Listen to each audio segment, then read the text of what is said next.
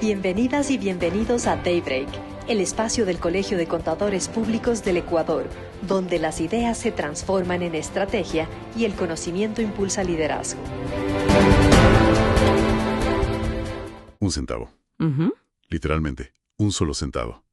En el riguroso ecosistema del informe de cumplimiento tributario, una discrepancia de un centavo entre un libro mayor y una declaración no genera simplemente una alerta preventiva, digamos, en los sistemas de la administración. Para nada. Detiene por completo la validación del proceso. O sea, y eso establece un nivel de presión monumental para cualquier firma auditora. Es un estándar de tolerancia cero, totalmente. Tradicionalmente, fíjate que se pensaba que la auditoría financiera y la conciliación tributaria permitían, digamos, cierto margen de materialidad. Claro, el famoso riesgo aceptable. Exacto. Pero cuando el Servicio de Rentas Internas, el SRI, procesa los anexos actuales, bueno, esa materialidad desaparece frente a la exigencia de un cuadre matemático perfecto. La precisión ya no es un ideal, es el requisito de entrada. Es la llave de la puerta. Y precisamente por esa exigencia de precisión milimétrica, este análisis profundo de hoy tiene un propósito fundamental.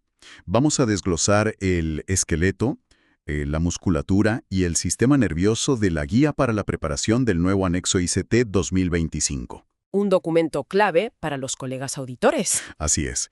Y antes de avanzar un solo paso, es imperativo establecer el origen de este documento.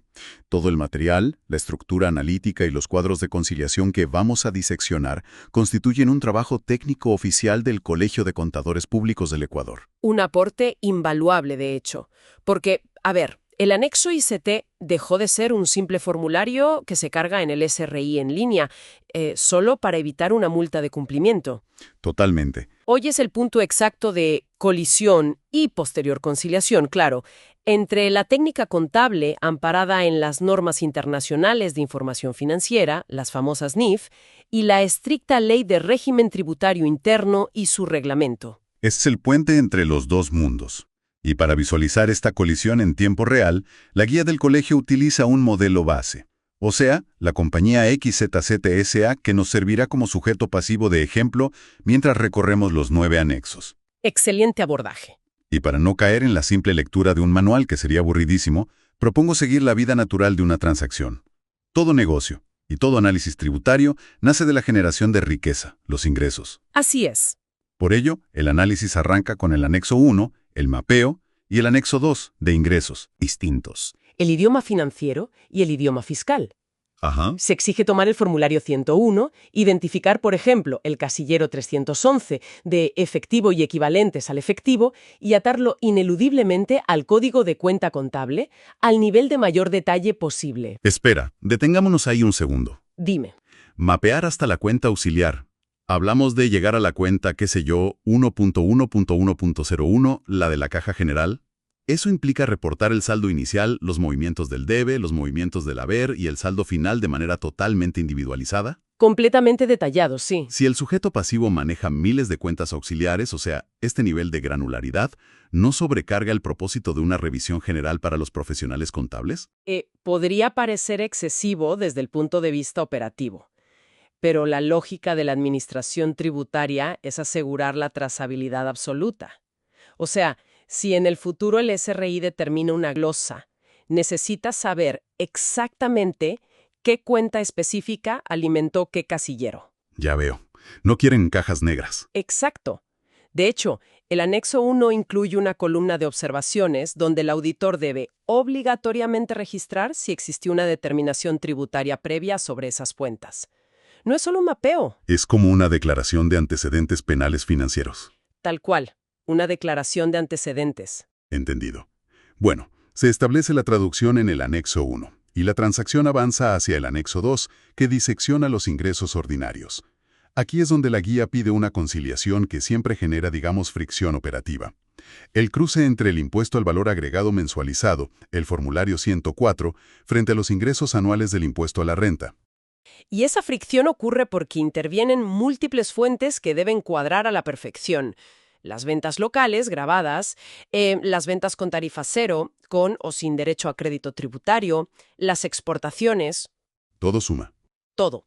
Todo ese volumen proveniente de la facturación electrónica, de las notas de crédito emitidas y anuladas, debe decantar en un valor neto idéntico al reportado a fin de año. Pero aquí me surge una duda sobre la mecánica misma de la norma. ¿Qué sucede cuando la técnica contable choca de frente con la facturación pura y dura? A ver, dame un ejemplo. Tomemos la NIF 15.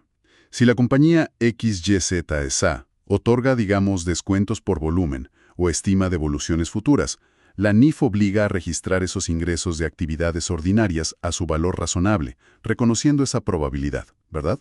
¿Así es? Sin embargo, para el SRI bajo el artículo 8 de la LRTI, el ingreso gravable es el devengado según la factura emitida. Entonces, ¿cómo se evita que el sujeto pasivo pague impuestos sobre un ingreso irreal que la NIF ya ajustó hacia abajo? Esa es exactamente la fricción que resuelve el cuadro 3 del anexo 2. El diseño de este anexo, la verdad, es muy inteligente. Proporciona una fila de conciliación específica para restar o sumar estas provisiones contractuales bajo NIF. Ah, o sea que hay un espacio designado para eso. Exactamente. El mecanismo funciona así. La empresa declara el ingreso bruto facturado para calmar la exigencia del formulario 104, digamos, pero inmediatamente utiliza esta fila conciliatoria para revelar el pasivo por descuentos condicionados que exige la sección 23 para pymes o la NIF 15. Qué interesante. De esta forma se alinea la realidad económica del balance con la base imponible tributaria. Y lo más importante, sin que el SRI asuma que se están ocultando ventas. Queda clarísimo el mecanismo. Se respeta la forma fiscal, pero prevalece la esencia financiera mediante la conciliación. Así es. Ahora, siguiendo el ciclo de la transacción. Para generar esos ingresos, la compañía debió incurrir en erogaciones.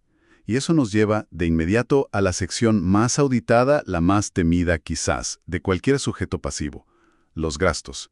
El anexo 3. Ajá. El terreno de los límites y los topes cuantitativos. El anexo 3 es la materialización de los frenos que el reglamento a la Ley de Régimen Tributario Interno, el RAL-RTI, impone a las deducciones.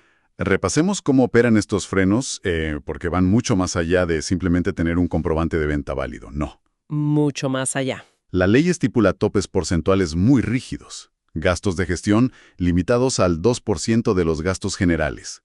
Gastos de viaje al 3% de los ingresos grabados. Publicidad y promoción con un techo del 20%. Así es. Pero lo que resulta analíticamente curioso es la disparidad en las donaciones. O sea, un límite del 1% si se destinan a educación superior, pero un 10% si van a programas ambientales.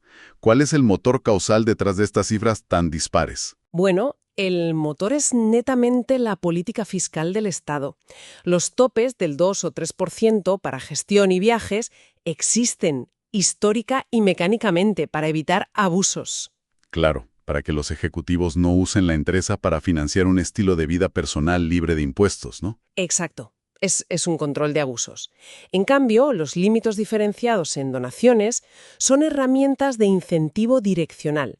Un 1% para universidades es un apoyo estándar, pero permitir deducir hasta un 10% por programas ambientales refleja una política de Estado para canalizar financiamiento privado hacia la sostenibilidad. O sea, logran el objetivo sin que el gobierno tenga que desembolsar ese dinero directamente. Esa es la estrategia, sí. Tiene sentido. Se usa la deducción como política pública. Sin embargo, hay un límite específico en el anexo 3 sobre el cual me gustaría plantear un cuestionamiento, o hacer de abogado del diablo un poco. A ver, adelante. Me refiero a los intereses por créditos del exterior con partes relacionadas. La normativa establece la famosa regla de subcapitalización. Si el endeudamiento externo supera el 300% del patrimonio del contribuyente, la porción del interés sobre ese exceso se vuelve no deducible. Correcto. ¿No es esto una camisa de fuerza, digamos? ¿Un castigo severo para industrias intensivas en capital, como la tecnología o la infraestructura, que dependen de inyecciones masivas de su matriz extranjera? A primera vista, sí. Parece un obstáculo enorme al desarrollo corporativo. Pero si observamos el mecanismo desde la óptica de la erosión de la base imponible, el panorama cambia por completo. ¿Cómo así? Piensa en esto. Sin la regla del 300%, una empresa matriz en el extranjero podría crear una subsidiaria en Ecuador con un capital ridículo, $1.000, y luego prestarle $10 millones a una tasa de interés altísima. Claro, entiendo. De esa forma, la subsidiaria ecuatoriana pasa todo el año pagando intereses a su matriz. Exacto. Y esos intereses se registrarían como gasto deducible en Ecuador, reduciendo la utilidad local a cero. Básicamente, la matriz extraería toda la riqueza libre de impuesto a la renta local, en lugar de declarar dividendos que sí estarían sujetos a escrutinio y retenciones. Ah, es una fuga de capitales disfrazada de deuda. Tal cual. Por eso el tope del 300% es una barrera internacional estándar contra la ilusión. Fuerza a las corporaciones a capitalizar realmente a sus subsidiarias en lugar de simplemente endeudarlas artificialmente. Una medida de protección de la liquidez nacional, entonces. Muy lógico. Ahora, la consecuencia inevitable de estos límites es que muchos gastos van a estrellarse contra ellos. Cualquier dólar que supere el 2%, el 3% o la regla del 300% pierde su escudo fiscal y se transforma en un gasto no deducible. Tristemente para el sujeto pasivo, sí. Y esto conecta directamente con los anexos 4 y 5, que son, matemáticamente hablando, el núcleo de la conciliación tributaria. Así es. El flujo del análisis nos empuja a clasificar lo que no tributa. El anexo 4 agrupa todos aquellos ingresos que la ley exonera del impuesto a la renta. Dividendos recibidos de otras sociedades, ingresos por regímenes especiales como el RIMPE o rentas sujetas a impuesto único. O sea, la compañía XYZSA los aísla en este anexo para no pagar impuestos sobre ellos. Exactamente. Pero el Estado no concede beneficios sin una contrapartida. Y la lógica del SRI es implacable en esto. Si el sujeto pasivo genera un ingreso que no va a pagar impuestos, entonces no se le permite deducir los gastos que utilizó para generar ese ingreso específico. La famosa regla de la proporcionalidad. Y esto da paso al anexo 5. Y aquí es donde me gustaría analizar el cuadro B, porque utiliza un mecanismo de cálculo que francamente parece operar como una centrifugadora industrial. Me encanta esa analogía. La centrifugadora es sumamente precisa para describir el cuadro B del anexo 5. A ver, en un escenario contable impecable, el contribuyente tendría centros de costo aislados, ¿no? En un mundo ideal. Claro, sabría exactamente qué fracción del sueldo del gerente financiero o qué porcentaje del arriendo de la oficina se usó para gestionar los dividendos exentos. Pero la realidad corporativa rara vez es tan pulcra. Las empresas mezclan los gastos generales todo el tiempo. Precisamente. Y ante la ausencia de una contabilidad seccionalizada, la guía del ICT activa esta centrifugadora matemática. La fórmula es contundente. Toma el total de los ingresos exentos y lo divide para el total de ingresos declarados. Un prorrateo puro y duro. Exacto. El porcentaje resultante se aplica de forma indiscriminada y plana a la masa total de costos y gastos indirectos. Ese valor se separa a la fuerza y se clasifica como gasto incurrido para generar ingreso exento. Lo cual significa que se vuelve un gasto no deducible de golpe. Así es. Es, en la práctica, una penalización matemática por no tener una contabilidad estructurada por centros de costo. Una penalización que además genera un efecto dominó severo, porque ese rubro de gasto no deducible altera la base de cálculo societaria. Hasta la participación laboral. Sí, el cuadro C del anexo 5 exige que se aísle la porción del 15% de participación a trabajadores que matemáticamente corresponde a esos ingresos exentos, porque esa fracción específica de la nómina tampoco podrá utilizarse para reducir el impuesto a pagar. Un error en la proporción inicial contamina todo el estado de resultados. ¡Wow! La interdependencia de los anexos es absoluta. Si tocas una pieza, se mueve todo el tablero. Todo el tablero. Pero bueno, no todo el panorama es restrictivo. Tras definir qué no se puede deducir, el anexo 6 entra a equilibrar la ecuación mediante los beneficios tributarios y las deducciones adicionales. El anexo 6 es, digamos, el inventario de incentivos. Aquí el contribuyente puede restar deducciones adicionales por incremento neto de empleos siempre y cuando se demuestre, ojo, el aporte al IES de las nuevas plazas. Claro, no basta con decir que contrataste. Exacto. También se concilian los escudos fiscales generados por contratos de inversión vigentes, los beneficios por operar en zonas francas y las reducciones porcentuales por patrocinar el deporte, la cultura o la innovación tecnológica. Pero de nuevo, colegas, la carga de la prueba es exhaustiva. No basta con registrar el beneficio en el formulario.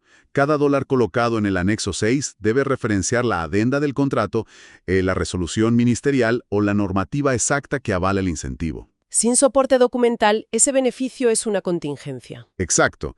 Y al mencionar incentivos como las zonas francas, la mirada del auditor tiene que dirigirse obligatoriamente hacia las fronteras. Los negocios operan en un mercado globalizado, lo que nos lleva directamente al anexo 7 de crédito tributario y al anexo 8 de operaciones con el exterior. Dos anexos que controlan de cerca la fuga y recuperación de divisas. El anexo 7 actúa como una bitácora histórica. Monitorea los saldos a favor del sujeto pasivo frente al Estado, específicamente el uso del crédito tributario por impuesto a la renta y por impuesto a la salida de divisas, el famoso ISD. Y el rastreo del ISD en este anexo demanda una disciplina archivística tremenda. Para el impuesto pagado, por ejemplo, en la importación de materias primas o bienes de capital, la normativa exige reportar un histórico de hasta 5 años. 5 años detallados. Sí, se debe detallar cuánto ISD se generó, cuánto se mandó al gasto directamente, cuánto se usó contra el impuesto a la renta causado, cuánto el SRI ya devolvió mediante resolución, y el saldo exacto que sigue pendiente de uso. Un quiebre en ese historial significa la pérdida de un activo líquido fundamental para el flujo de caja. Es estricta, se magnifica en el anexo 8, que está enfocado en las operaciones con el exterior. Y aquí cabe aclarar algo importante para la audiencia contable. En este anexo no se reportan las importaciones aduaneras de bienes físicos. Ah, buen punto. Es para otra cosa. Exacto. El radar del anexo 8 apunta a los intangibles: pago de servicios, regalías, asistencia técnica, intereses y financiamiento externo. Y aquí es donde los convenios para evitar la doble imposición, los famosos CDI, se vuelven el centro del debate. Porque existe una percepción errónea, digamos, de que tener un CDI con otro país otorga inmunidad automática frente a la retención en la fuente. Sí, es un mito muy común. Pero el anexo 8 destruye esa noción por completo. Totalmente. Si el sujeto pasivo decide no aplicar la retención general del 25-37% al proveedor extranjero argumentando la existencia de un CDI, bueno, el anexo le obliga a justificar el mecanismo legal exacto. O sea, con pelos y señales. Exacto. Se exige documentar el código del certificado de residencia fiscal del beneficiario, identificar si es una parte relacionada o independiente y apuntar con absoluta precisión qué artículo del convenio se está invocando. Porque, un tratado trata de manera muy distinta el pago de un dividendo frente al pago por un servicio técnico. Definitivamente. Además de esa precisión legal, el anexo se adentra en la ingeniería financiera pura. Si la compañía XYZ.SA mantiene pasivos externos, se debe reportar si el crédito está debidamente registrado en el Banco Central del Ecuador, el BCE. Un requisito sine qua non. Y se exige desglosar la tasa de interés pactada, si la deuda es originaria o producto de una renegociación, y el tipo de cambio utilizado. E incluso hay más. Existe un apartado, el cuadro E del anexo 8, dedicado exclusivamente a los derivados financieros. Entramos a las grandes ligas. Así es, instrumentos altamente complejos como forwards, swaps u opciones de divisas. El sujeto pasivo debe transparentar el activo subyacente del contrato, las fechas de suscripción y vencimiento y la valoración al inicio y al cierre del ejercicio fiscal para justificar cualquier pérdida o ganancia cambiaria reportada. Hablamos de rastrear el valor razonable de promesas a futuro sobre tipos de cambio. O sea, es el nivel máximo de intangibilidad financiera. Es muy abstracto. Y es precisamente por ese nivel de abstracción que el último componente de la guía, el anexo 9, resulta un ancla tan necesaria. Después de navegar por tratados internacionales y derivados financieros, el informe de cumplimiento tributario aterriza forzosamente en las bodegas, la realidad física de la empresa. Los inventarios. El anexo 9 devuelve el análisis a la materia tangible y está fundamentado directamente en la Norma Internacional de Contabilidad 2, la NINIC 2. Aquí se exige una radiografía operativa del negocio. Ajá. El sujeto pasivo debe declarar el sistema de control de inventarios que utiliza y la fórmula de costeo, ya sea el método de promedio ponderado, el PEPS, de primeras entradas, primeras salidas, o la identificación específica. Y no solo eso, se pide cuantificar, en volumen y en dólares, el inventario inicial y final, pero separando quirúrgicamente la materia prima, los productos en proceso y los productos terminados. Una separación vital. Y hay un elemento en este anexo que revela por qué el inventario físico impacta tan drásticamente el cumplimiento tributario. La evaluación del valor neto realizable, el VNR, frente al costo. Ese es, sin duda, el punto crítico del anexo 9. La Administración debe justificar cualquier ajuste por mermas u obsolescencia. Por ejemplo, si el sujeto pasivo tiene un lote de productos tecnológicos que ya no se pueden vender al precio original porque salió un modelo nuevo. Pasa todos los días. Pasa todo el tiempo. La NIC 2 obliga a rebajar ese inventario a su valor neto realizable. Pero, y aquí viene el gancho fiscal, si esa obsolescencia no se registra correctamente o carece de los sustentos notariales que pide el reglamento tributario para la destrucción de inventarios, se genera una distorsión enorme. Claro, el acta de destrucción. O sea, piénsenlo, colegas. La falta de un acta de destrucción en la bodega altera el anexo 9. Ese cambio impacta el costo en el anexo 2. Eso modifica la utilidad, que a su vez cambia los topes de los límites del anexo 3, que finalmente altera la proporción del anexo 5. Es un circuito cerrado. Es un ecosistema donde ninguna variable es independiente. Mueves un hilo y tiembla toda la telaraña. Y habiendo recorrido el ciclo vital completo de esta estructura, desde la facturación hasta el inventario físico, surge una perspectiva ineludible. El informe de cumplimiento tributario 2025 ya no puede interpretarse como una autopsia financiera. Para nada.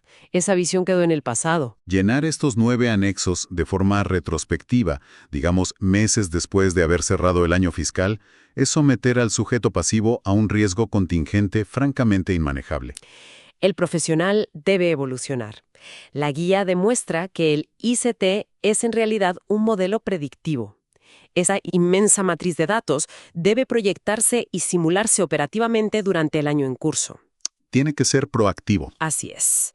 Las decisiones sobre financiamiento externo o la categorización de centros de costo deben tomarse anticipando cómo se reflejarán en estos 9 anexos, no intentando justificarlos a la fuerza después. Pero al observar el nivel de trazabilidad electrónica de esta matriz, el mapeo automatizado de cuentas auxiliares, la facturación 100% digital, el cruce en tiempo real del IVA, se me asoma una pregunta provocadora sobre el futuro de nuestra profesión. A ver. Si los sistemas contables ya generan la data del anexo 1 casi solos, y la facturación electrónica alimenta el anexo 2 en tiempo real, ¿qué tan lejos estamos de que la inteligencia artificial de la administración tributaria autogenere el ICT completo? ¡Wow! O sea, se volverá obsoleto el trabajo de conciliación manual, obligando a los auditores a dejar de ser preparadores de informes para convertirse puramente en estrategas fiscales preventivos. Es un escenario que la velocidad tecnológica actual hace inminente, de verdad. Cuando el cruce de información sea absoluto, y estamos muy cerca de eso, el valor del profesional ya no residirá en armar los anexos cuadrito por cuadrito, sino en modelar el impacto de las decisiones de negocio antes de que el algoritmo tributario las penalice. Una transformación radical para la cual la preparación continua es la única defensa. Y es precisamente por herramientas analíticas de este calibre que resulta indispensable reconocer el origen de este conocimiento. Totalmente de acuerdo. Agradecemos profundamente al presidente, el doctor Alexei Estrella Morales, y al Colegio de Contadores Públicos del Ecuador por este invaluable trabajo técnico. Su guía no solo facilita el cumplimiento, sino que engrandece y orienta la práctica de la profesión contable en nuestro país. Un documento que sin duda aporta una claridad técnica indispensable frente a la tremenda complejidad normativa que enfrentamos. Así concluimos el análisis profundo de hoy.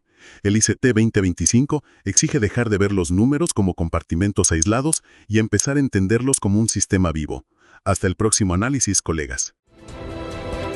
Síguenos en nuestras redes sociales, descubre noticias y contenido exclusivo para la comunidad contable.